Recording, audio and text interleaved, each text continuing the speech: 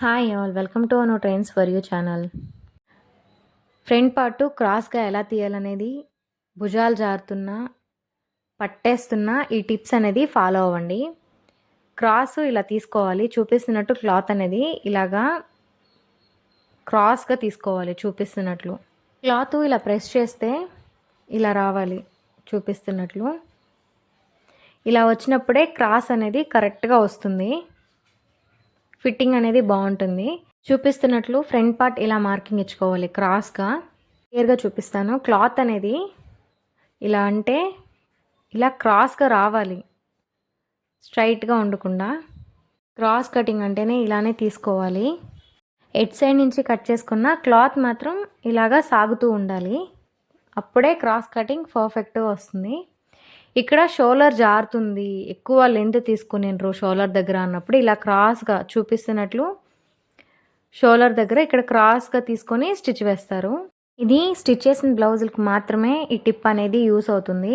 Stitch చేయడం వల్ల front part అనేది షోల్డర్ దగ్గర కరెక్ట్గా సైడ్కి ఇలా క్రాస్కి లాగేసినట్టు వస్తుంది, ఇలాగా పైకి ఇలా స్టిచ్ వేసిందంటే.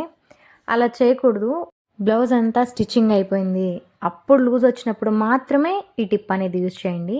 లేదంటే ఇప్పుడు చూపిస్తున్నట్లు ఇలా ట్రై చేయండి. కటింగ్లో అయితే చూపిస్తున్నట్లు ఖర్చు పక్కన, అంటే ఖర్చుకు వదిలిన దాని పక్కనే ఇలాగా ఖర్చు అంత లెంత్లోనే క్లాత్ అనేది ఇలా వదులుకోవాలి. ఇలా వదులుకున్న తర్వాత నెక్స్ట్ ఈ సైడు కరెక్ట్గా ఈ సైడ్ వచ్చేసి ఎంతైతే ఆ పక్క తీసుకున్నామో ఈ పక్క అంతకు మార్కింగ్ ఇచ్చుకోవాలి చూపిస్తున్నట్లు. ఇలా మార్కింగ్ ఇచ్చుకొని ఇక్కడికి లోపలికి తీసుకోవాలి, చూపిస్తాను క్లియర్గా.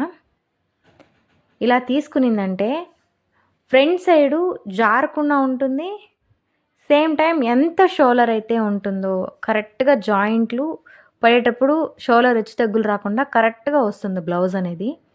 ఇలా ఒకసారి ట్రై చేయండి. ఇలా తీసేటప్పుడు షోల్డర్ మాత్రమే తీసుకోవాలి, ఆర్మ్ డీప్ని డిస్టర్బ్ చేయకూడదు. నెక్స్ట్ హుక్స్ పట్టీ సైడు హుక్స్ పట్టీకి కాజా పట్టీకి క్లాత్ అనేది కొంచెం వదులుకోవాలి, లేదంటే ఇక్కడ పట్టేస్తాయి.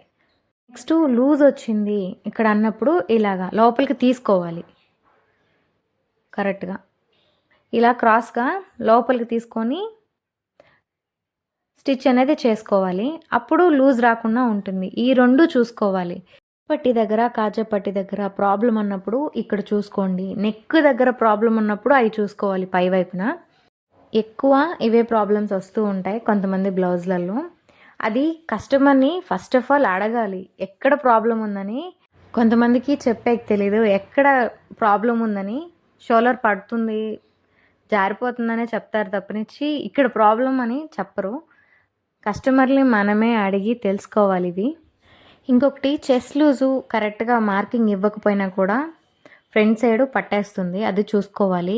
ఆర్మ్ డౌన్ ప్రాపర్గా తీసుకోవాలి, అప్పుడే ఫిట్టింగ్ అనేది కరెక్ట్గా కూర్చుంటుంది.